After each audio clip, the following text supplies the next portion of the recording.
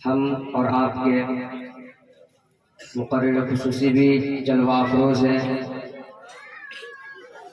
اور ساتھ ہی ساتھ عوام اہل سنت کا یہ ٹھاٹھے مارتا سمندر بھی موجود ہے۔ ماشاءاللہ بہت اچھے انداز میں آپ حضرات سن رہے ہیں۔ مجھ سے بیشتر بھی جو حضرات نعتوں پر طبق سنا رہے تھے وہ بھی اپنے عشق و مستی اور محبت کے ساتھ جھوم جھوم کر سنا رہے تھے اور سن بھی رہے تھے۔ بس تھوڑی دیر کے لیے میں آپ کے سامنے حاضر آیا، غور سے آپ سماعت کریں گے۔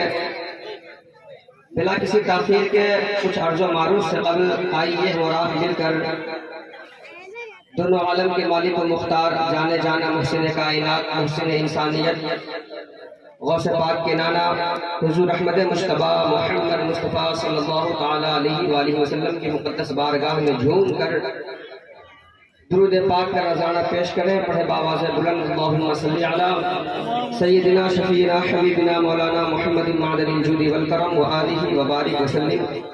صلاۃ و سلام علیک یا رسول اللہ، صلاۃ و سلام علیک یا حبیب اللہ صلی اللہ تعالیٰ علیہ وآلہ وسلم۔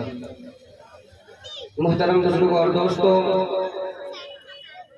اللہ تبارک و تعالیٰ نے ابتدائے آفرینش سے ہی ہر دور میں انسان کی رشد و ہدایت اور رہبری کے لیے اپنے محبوب اور برگزیدہ بندوں کو اس دنیائے گیتی پر جلوہ افروز فرمایا۔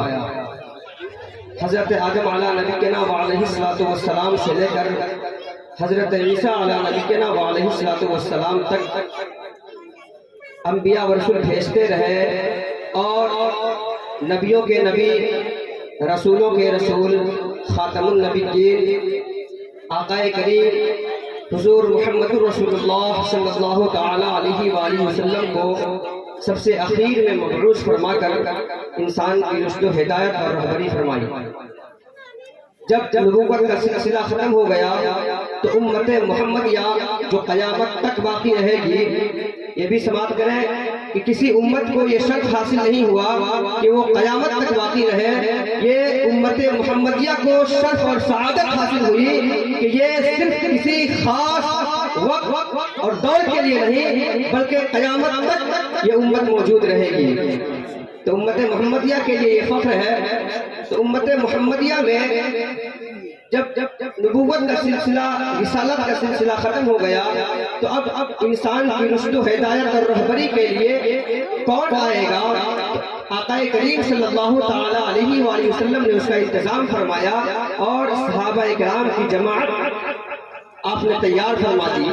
صحابہ اکرام کی جماعت کے بعد تابعین کا دور آیا، تابعین کے بعد ائمہ مجتہدین، تبع تابعین، اور ابھی اس دور میں جو انسان کی رشد و ہدایت اور رہبری کر رہی ہے وہ صرف دو جماعت ہے۔ کتنی جماعت ہے؟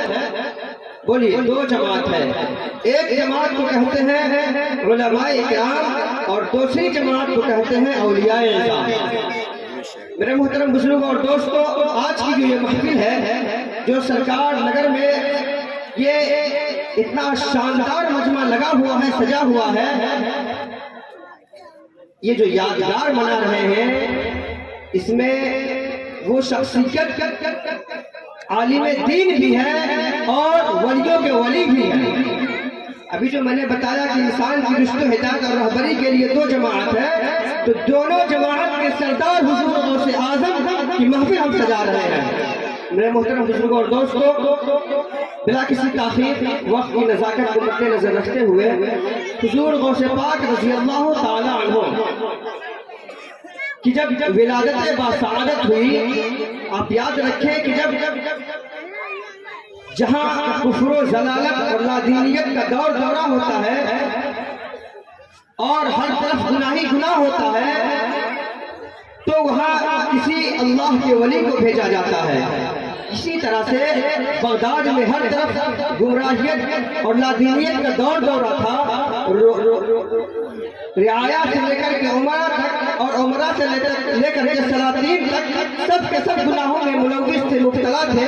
اب اس باطل قوتوں کو توڑنے کے لیے، باطل پنجوں کو مروڑ کر راہ راست پر لانے کے لیے بھٹکے ہوئے راستے اٹھا کر صراط مستقیم پر کھڑا کرنے کے لیے خدا و رسول سے دور ہونے والے، قرآن و سنت سے بے نیاز ہونے والوں کو قرآن و سنت سے آراستہ و پیراستہ کرنے کے لیے کسی ایسی شخصیت کی ضرورت تھی، کسی ایسی ہستی کی ضرورت تھی جو ان تمام گمراہوں کو، ان تمام نادینیت کو توڑ کر کے ختم کر کے ایک خدا کی وحدانیت کا پرچم لہرائے۔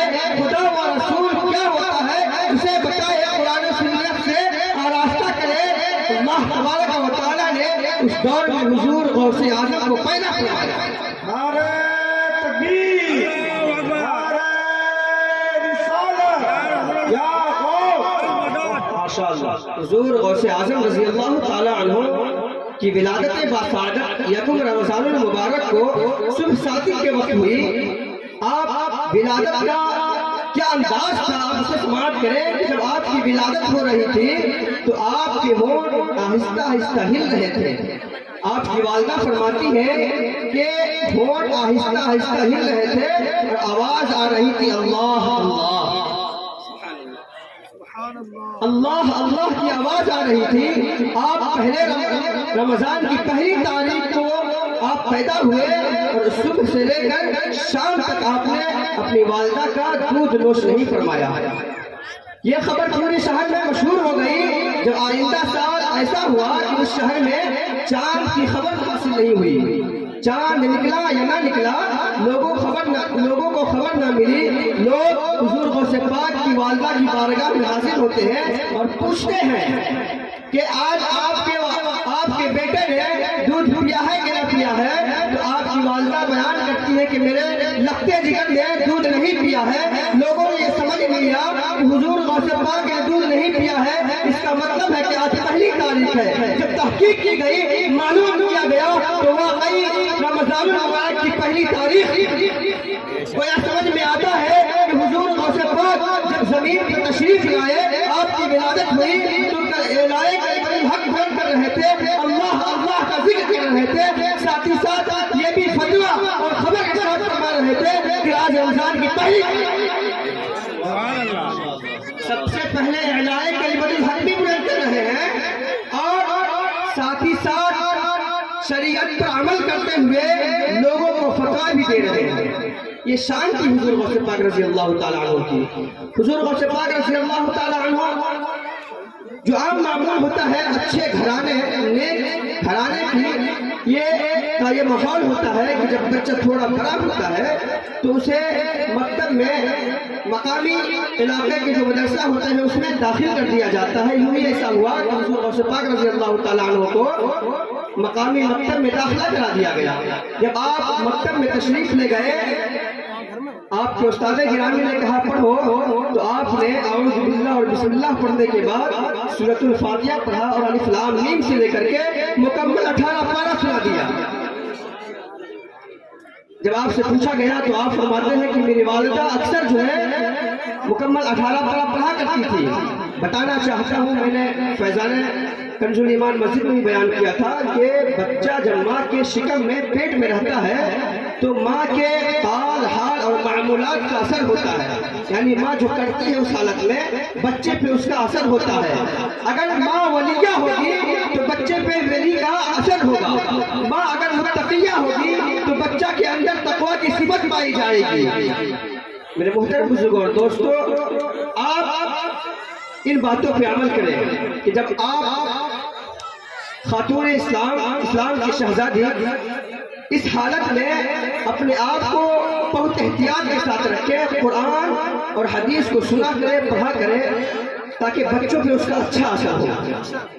حضور غوث پاک رضی اللہ تعالیٰ عنہ کی شان میں، حیات میں، سیرت میں، علمی لیاقت میں، کرامات کو اگر بیان کیا جائے، علماء کرام تشریف رکھتے ہیں تو کئی رات بھی ناکافی ہو جائے۔ تو آپ بارہا کرامات سنتے ہوں گے۔ بتانا چاہتا ہوں کہ حضور غوث پاک رضی اللہ تعالیٰ عنہ کے حوالے سے یہ زیادہ بات مشہور ہے کہ آپ ولی با کرامت تھے۔ یہ تو حقیقت ہے کہ آپ ولی با کرامت ہے اور آپ کی کرامت تواتر کے ساتھ مشہور و معروف ہے۔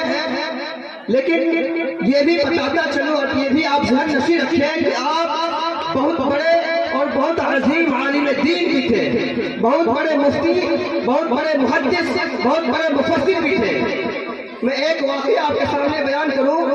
حضور غوث پاک رضی اللہ تعالی عنہ جب تعلیم سے فراغت پانے کے بعد تدریس کا آغاز فرمایا، تبلیغ و ارشاد کا آغاز فرمایا، کتابوں میں بیان کیا جاتا ہے کہ 40 سال تک آپ نے تبلیغ کا اور درس و تدریس کا سلسلہ جاری رکھا۔ آپ فرماتے ہیں کہ جب میں شروع میں مجلس واعظ کرتا تو لوگوں کی تعداد کم ہوتی، لیکن دھیرے دھیرے مجمع بڑھتا گیا، یہاں تک کہ 70,000 سے زائد کا مجمع ہو گیا۔ اور آپ کے مجمع کی یہ خصوصیت تھی، حضرت شیخ عبدالحق محدث دہلوی فرماتے ہیں کہ آپ کے مجمع میں صرف عوام نہیں ہوتی بلکہ بڑے بڑے فقیہ ہوا کرتے تھے، بڑے بڑے محدث ہوتے تھے، بڑے بڑے مفسر ہوتے تھے، اس وقت کے مائع ناز عالم دین ہوا کرتے تھے۔ اور صرف یہی تک نہیں بلکہ آپ کے مجمع میں اولیاء بھی شامل ہوتے تھے، اقطاب بھی شامل ہوتے تھے، یہاں تک کہ بیان کیا گیا ہے کہ انبیاء بھی شامل ہوتے تھے اور جناتوں کی جماعت بھی شامل ہوتی تھی، فرشتوں کی جماعت بھی شامل ہوتی تھی۔ اس وقت کے سب سے بڑے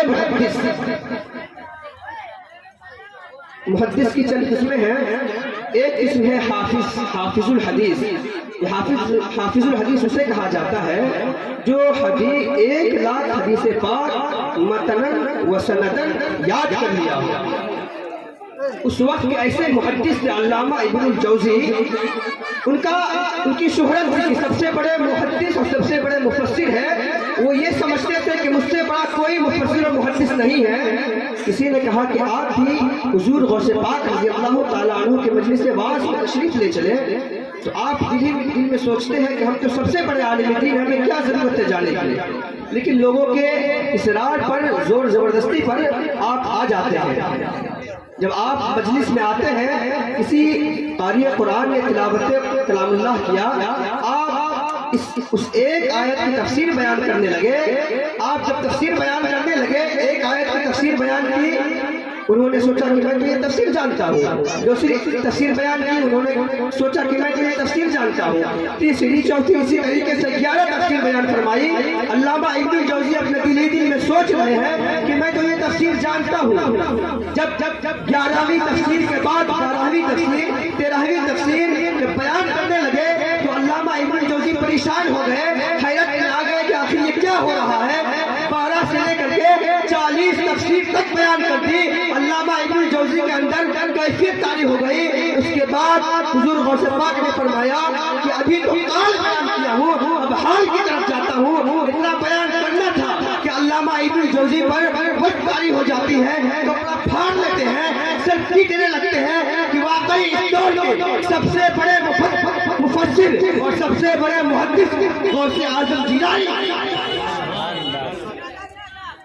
میرے محترم بزرگ اور دوستو، حضور غوث پاک رضی اللہ تعالیٰ عنہ کی شان بہت بلند ہے۔